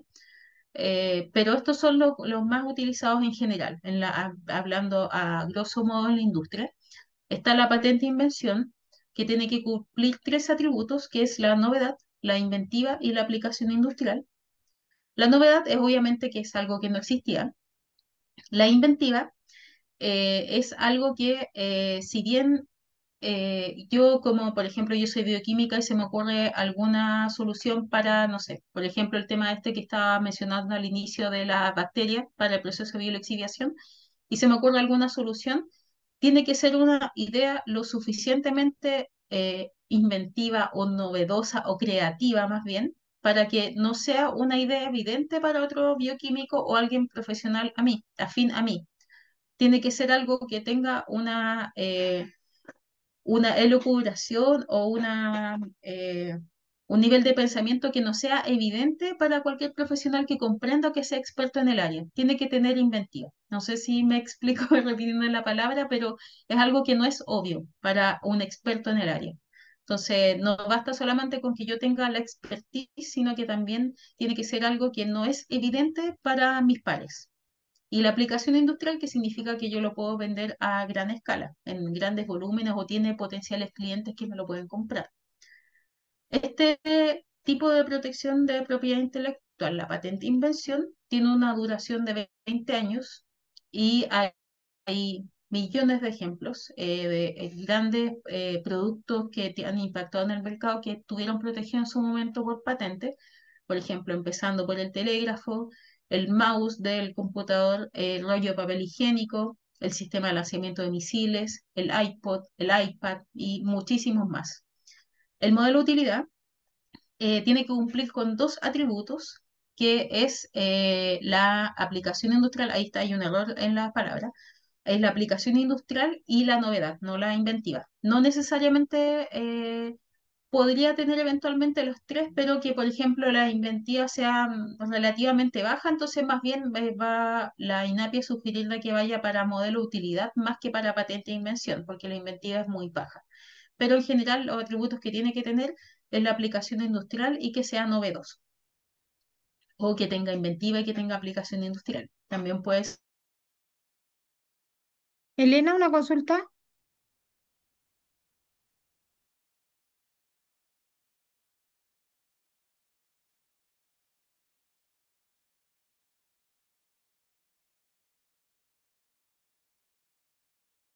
Parece que a Elena se le cayó el internet porque la perdimos, al parecer.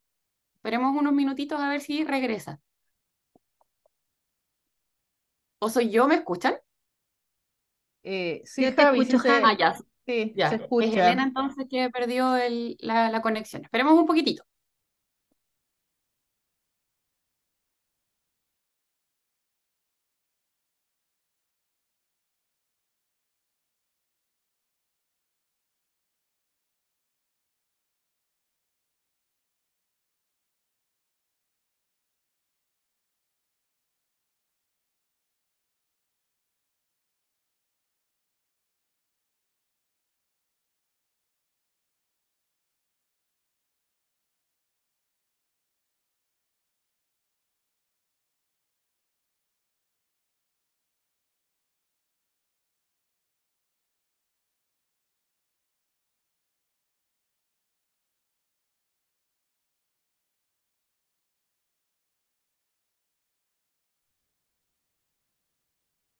Ya ahí volví, no sé qué pasó. Sí, no te preocupes, si le dijimos que esperar un segundito que tú volvías al tiro probablemente. Ya, gracias. Yo te iba a hacer una pregunta, Elena. Sí, dime nomás. Eh, los microorganismos, ¿en qué categoría podríamos ponerlos? Yo sé que no puedes proteger, por ejemplo, como patente de invención, algo que tú sacaste de la naturaleza, pero cuando tú Sí. mejoras un microorganismo o manejas o evolucionas, lo como tú lo quieras llamar, el microorganismo, ¿tú lo puedes poner como una patente de invención?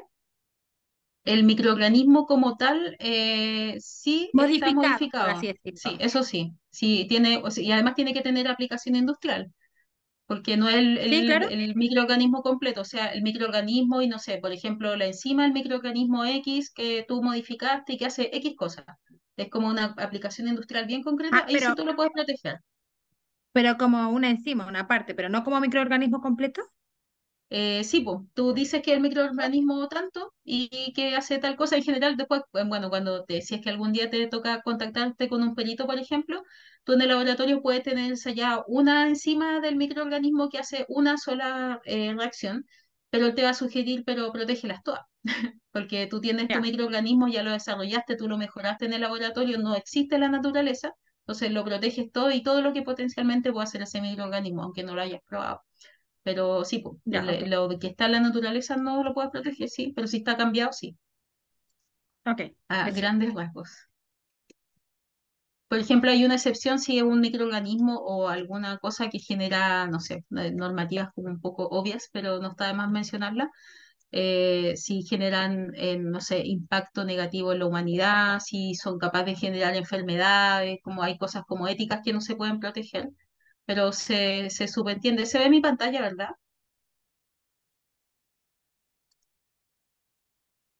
¿O no? Sí, sí se ve.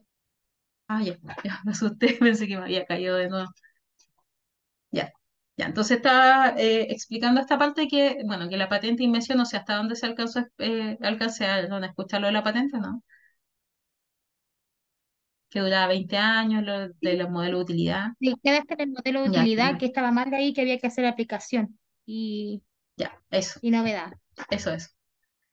Y luego, bueno, la modelo de utilidad tiene menos cobertura que la patente de invención, dura solamente 10 años, también el costo es menor, pero acá hay algunos ejemplos, por ejemplo, las cuchillas más efectivas para una máquina agraria, que si bien no es algo extremadamente inventivo, es algo que es súper útil, que es novedoso y que tiene aplicación industrial. eh, Módulos desplegables para ser usados en muebles, o sea, cosas que permiten generar una solución a algo que ya existe y que tiene aplicación industrial. Entonces se protege y eso permite generar una ventaja competitiva en esta empresa o en este individuo que desarrolla esta mejora. El diseño industrial y el dibujo industrial están bien ligados. Ambos duran 10 años, pero protege la novedad y la fisionomía. Acá se aplica más bien para cosas como objetos o cosas más concretas. También en algunos temas de, no sé, de algunos circuitos, algunas cosas que tienen que ver con electrónica, también utilizan diseño industrial y dibujo industrial, pero está un poco más encapsulada en ciertos tipos de uso. Acá ejemplos de diseño industrial están, por ejemplo, los muebles de Bauhaus. Todos conocen una mesa, una silla, un sillón o lo que sea, pero ellos tienen un tema de diseño y de, no sé, de uso de materiales, de comodidad y todo que es novedoso, que es propio de Bauhaus y eso se protege mediante un diseño industrial, es decir, de cómo se hace, y un dibujo industrial, o sea, el esquema completo para que el fabricante lo pueda replicar. El color negro de los computadores, que es un diseño sobrio Zapper más IBM, también en su momento fue protegido. No, computadores todos los que eran negros eran de IBM, porque IBM tenía protegido este atributo, que si bien no es un tema altamente tecnológico, sí es un atributo que permite generar un factor diferenciador en su momento. Y así hay muchos otros, por ejemplo, el diseño que tiene Apple o el diseño que tiene Samsung, que los chinos son expertos en copiar eso, como lo que pasa con Huawei. Ese tipo de cosas también se protegen. En el caso del dibujo industrial, el esquema para diseñar los muebles de bajos, como yo le decía, es como el mapa, el dibujo para que la empresa pueda replicar a escala industrial este tipo de muebles.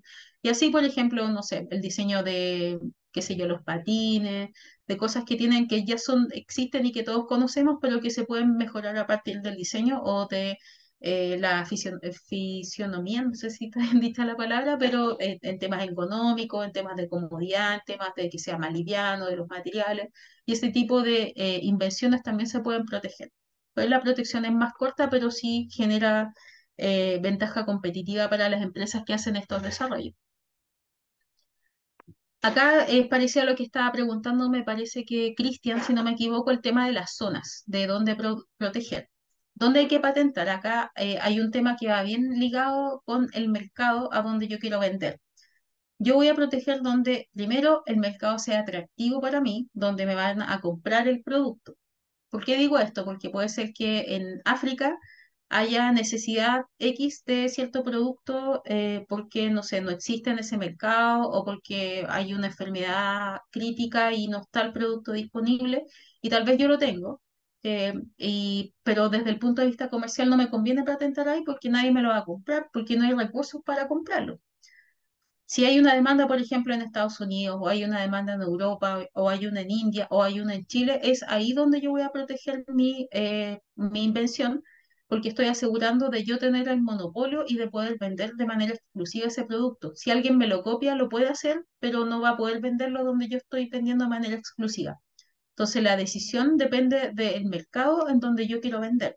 Por lo tanto, eso va de la mano con un Market IP Assessment que voy a explicar enseguida de qué se trata, de entender bien en el mercado en que me estoy moviendo y dónde quiero vender potencialmente mi producto o dónde se podría vender mi producto.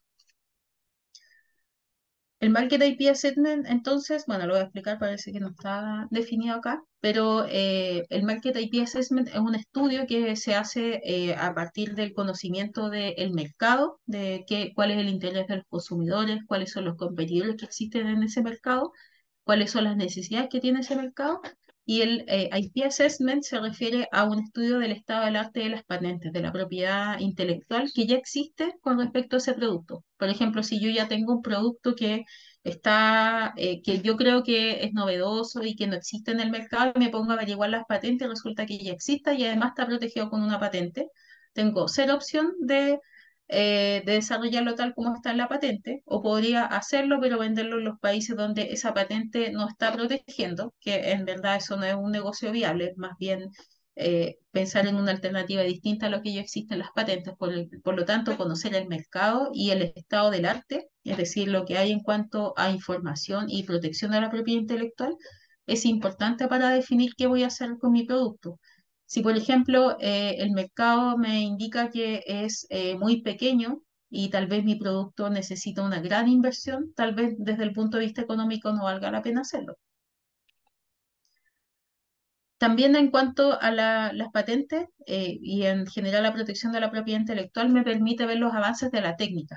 Entonces, todos estos productos que están acá, que todos los conocemos, en su momento todos fueron protegidos mediante patente de invención y los conocimientos de lo que se ha ido publicando de estas patentes, que el acceso es público, que todos podemos leer, me permite comprender cómo se fue desarrollando esta tecnología a lo largo de los años. Por ejemplo, el caso del disquete, que podía contener una cantidad muy limitada de información, luego se pasó al DVD, al CD y luego a los pendrive.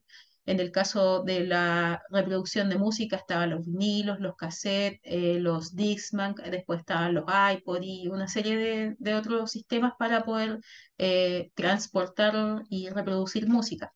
Entonces, al evaluar en conjunto el estado del arte, puedo también hacer un tema de conocimiento bastante interesante de cómo ha ido avanzando la técnica a lo largo de los años. Bueno, Spotify, que es lo último. Una cosa también que es importante es que, si bien es cierto, como yo dije el ejemplo de África, de que tal vez no van a tener dinero para comprarlo, pensándolo desde el punto de vista comercial, sí también depende el que yo proteja o no, si mi objetivo es tener más bien un impacto del tipo social. Aquí voy con esto. Hay un ejemplo clásico de la compañía rusa Volvo, que, bueno, el dueño de Volvo, un familiar cercano, no recuerdo si su hija o alguien, pero un familiar muy cercano tuvo un accidente de tránsito y falleció. Y quedó impactado porque finalmente, bueno, estábamos hablando de los años 60, donde los vehículos eran, 50, donde los vehículos eran bastante más inseguros que hoy, pero desarrolló el mecanismo del cinturón de seguridad de tres puntas que hasta entonces no existía. Entonces, claro, esto mejoró muchísimo la performance en cuanto a protección del individuo dentro del habitáculo del vehículo. Desde el punto de vista comercial, Volvo podría, bueno, evidentemente este invento, esta invención la protegió mediante una patente de invención. Volvo podría haber sido líder de mercado porque tenía esta tecnología que era muy simple, pero que salvaba vidas. Por lo tanto, yo iba a invertir en un auto que me proteja, que me haga manejar de manera más segura. Yo prefiero eso versus, que sería en ese momento el único vehículo que hubiera tenido este sistema, versus ningún otro, porque Volvo tenía la patente y, o sea, hubiera estado 20 años de monopolio, que ellos solamente hubieran podido utilizar el cinturón de tres puntas, que es el que se utiliza hasta hoy día. ¿Qué pasó con el caso de Volvo? El señor que inventó el cinturón de tres puntas pensó que si hubiera tenido acceso, su familiar, que no recuerdo si fue la hija o algo así, pero alguien muy cercano, hubiera tenido acceso a esta tecnología, hubiera salvado su vida. Y si muchas personas tienen acceso a esta tecnología, también salvan su vida frente a un accidente de tránsito. Entonces optó por, si bien está patentado, liberar la patente para que cualquier empresa pudiera usarlo. Por lo tanto, todas las empresas de vehículos tuvieron acceso a utilizar esta tecnología, este cambio en cuanto a protección eh, las personas dentro del vehículo, post de que Volvo tal vez hubiera sido la empresa líder en cuanto al desarrollo de proteger a las personas, pero optaron por un bien social. de transferir esta tecnología para todo el mundo y que fuera lo más democrático posible, aunque ellos lo tenían protegido y es de ellos y todos sabemos que el cinturón de tres puntas lo hizo Volvo, ya la patente hace tanto años ya es libre para todo el mundo, pero ellos la iniciaron desde el día uno liberada. Eso también depende de la decisión de cómo tenga de la actual empresa. Eh, Tal vez es un tema más bien ético, y tiene un que ver con una decisión desde la misión y la visión que tiene cada empresa para tomar este tipo de decisiones. Pues si lo vemos fríamente desde el punto de vista comercial, tal vez no debió haber hecho eso, pero el beneficio que generó para las personas fue súper valioso. Entonces, lo doy como ejemplo porque si bien está protegido y todo lo que estamos hablando de las patentes es súper importante, a veces el tema económico no es solo la única cosa que me permite valorizar un producto. Si bien Volvo hizo esto, también hay otros ejemplos donde las patentes han sido liberadas para beneficiar a la mayor cantidad de usuarios posible.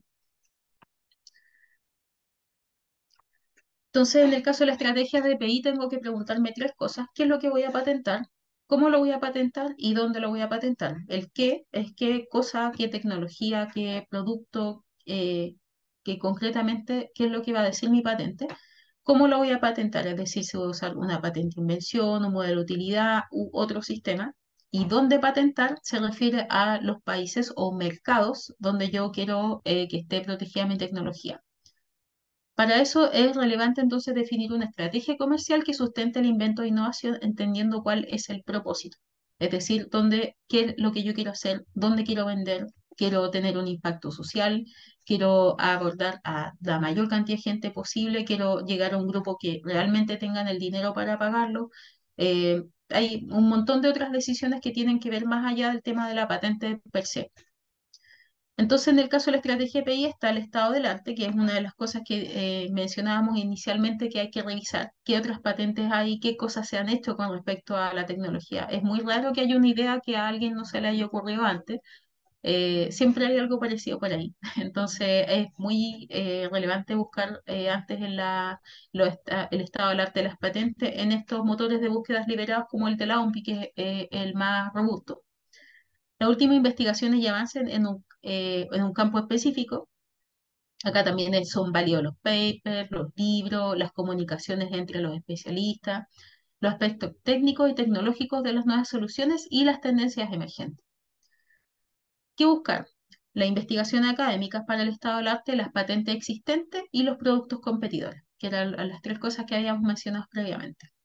Acá, muy en cortito, esto también está escrito en la página de la OMPI, que es la WIPO en inglés, viendo en detalle del proceso como tal. Chile forma parte de PCT, por lo tanto el proceso es el mismo para todos los países que están en la PCT, que es un acuerdo que existe entre los países para poder acelerar el tema de la patente y que pueda proteger de manera simultánea en estos países que forman parte de PCT.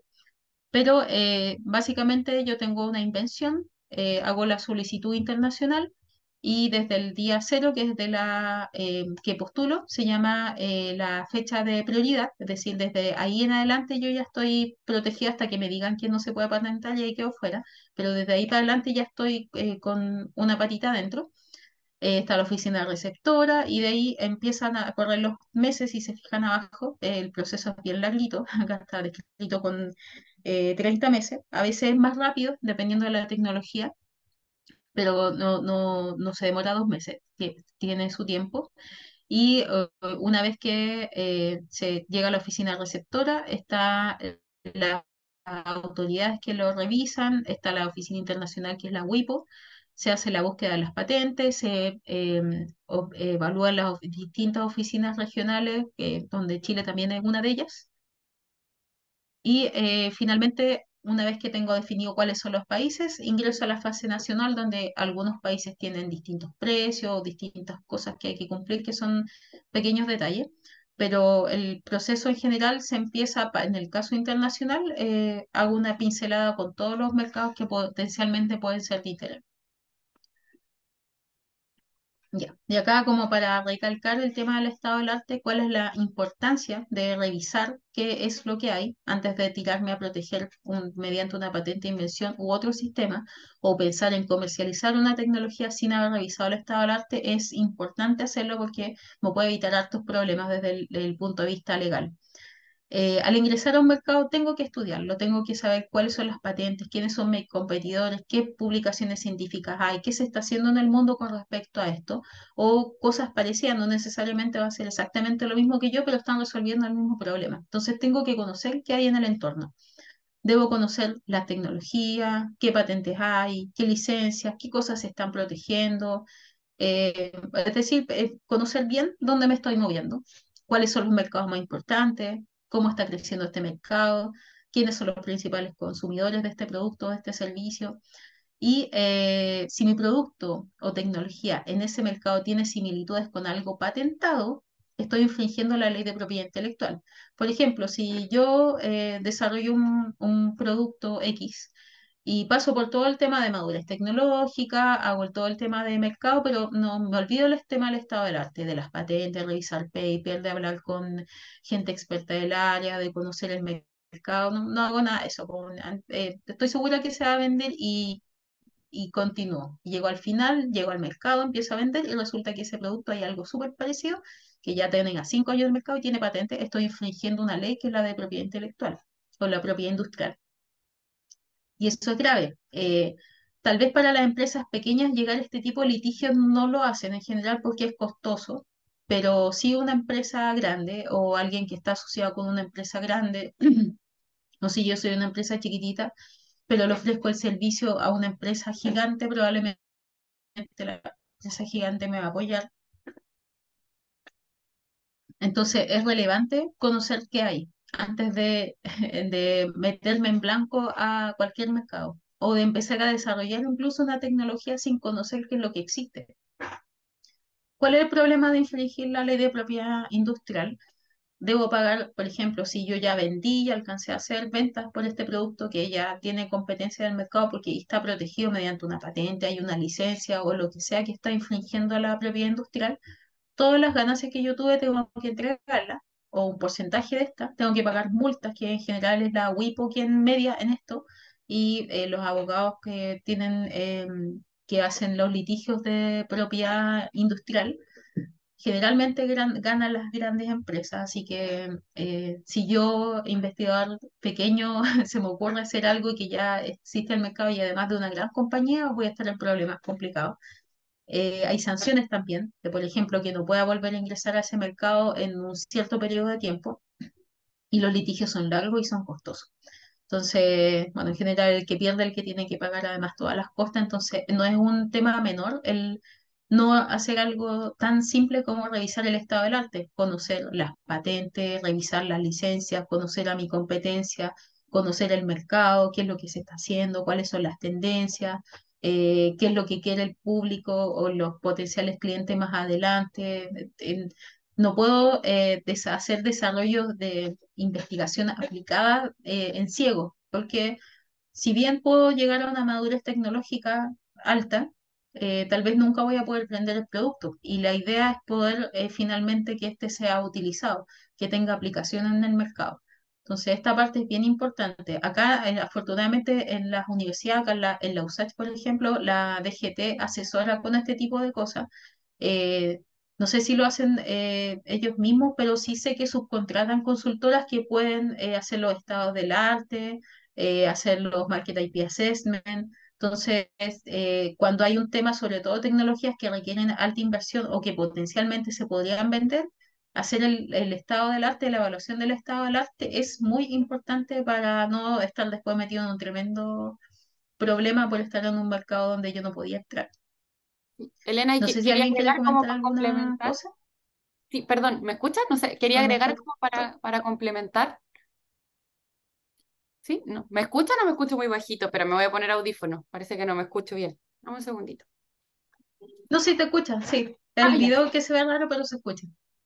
Ya, que lo que comentaba, solo para complementar lo último que estaba agregando Elena, es que sí, pues nosotros como DGT, para que también tengan ahí en consideración este tipo de apoyos, siempre, siempre, pero siempre, antes de solicitar la patente, nosotros hacemos este estudio del estado del arte. Y como decía Elena, nosotros trabajamos con los estudios jurídicos más grandes del país en el área de PI, y ellos nos colaboran con el estudio del estado del arte. Hacen una revisión mundial de todos los temas, ya sea patentes, publicaciones, etcétera, etcétera. Y ellos nos dan un primer indicio y nos dicen si vale la pena continuar por el área de la patente o no, mejor busquen otra forma de propiedad intelectual. Así que pierdan cuidado con eso. Nosotros como DGT y como universidad tenemos recursos para colaborarlos con este tipo de actividades. También para el área de la administración de la patente, en caso de que después salga concedida, también corre por parte de la universidad. Así que no son temas de costos que sean personales para el investigador. Así que pierdan cuidado, acérquense hacia nosotros, nosotros vamos a ver cómo los podemos ayudar.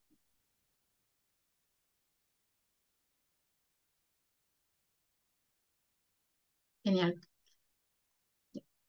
Bueno, y acá por tiempo no vamos a alcanzar a hacer este ejercicio, pero bueno, ustedes van a recibir, entiendo, la presentación, así que ahí pueden hacer el link después para hacer la búsqueda correspondiente, pero existen muchos motores de búsqueda para buscar patentes.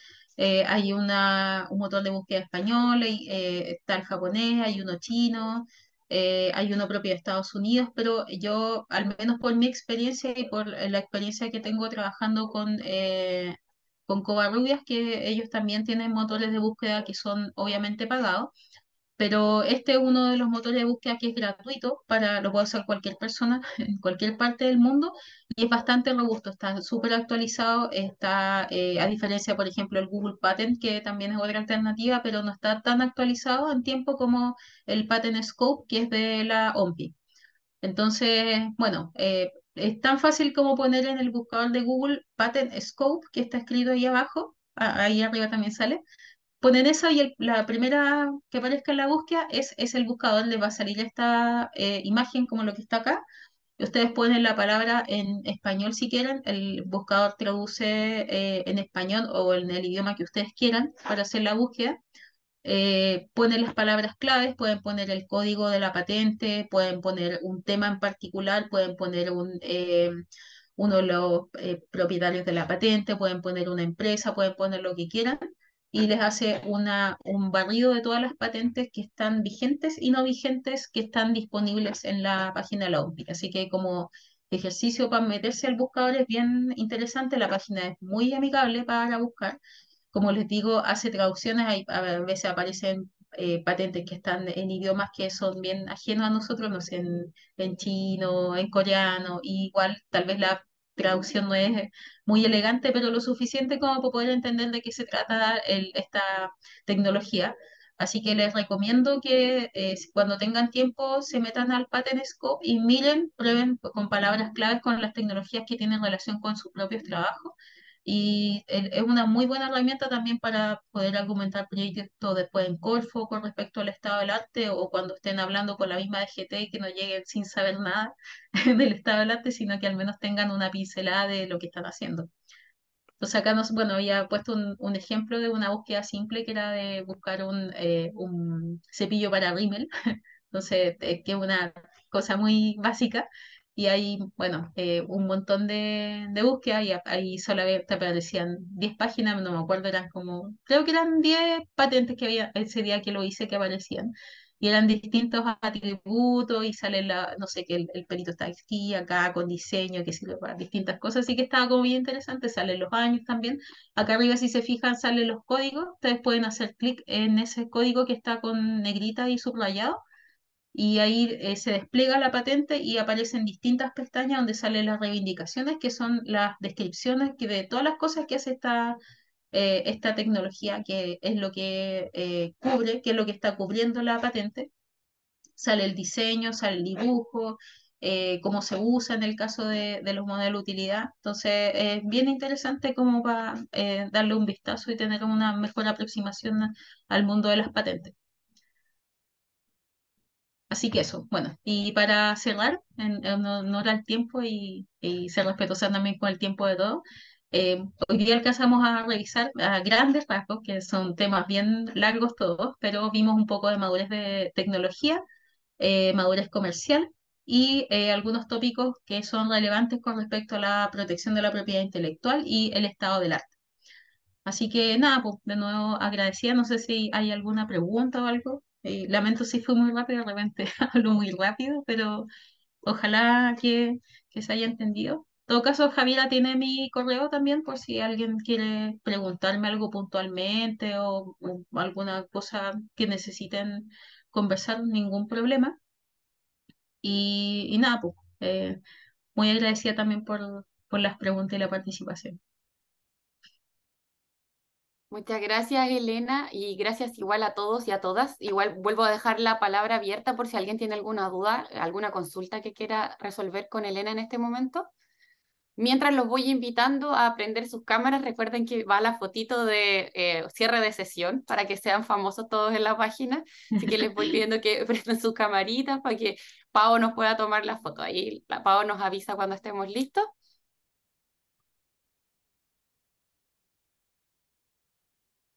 Quedan poquitos. Sí, estamos, ya quedamos menos. ¿Listo, Pau? No, todavía no, todavía no. Pongan su carita ahora sonriente.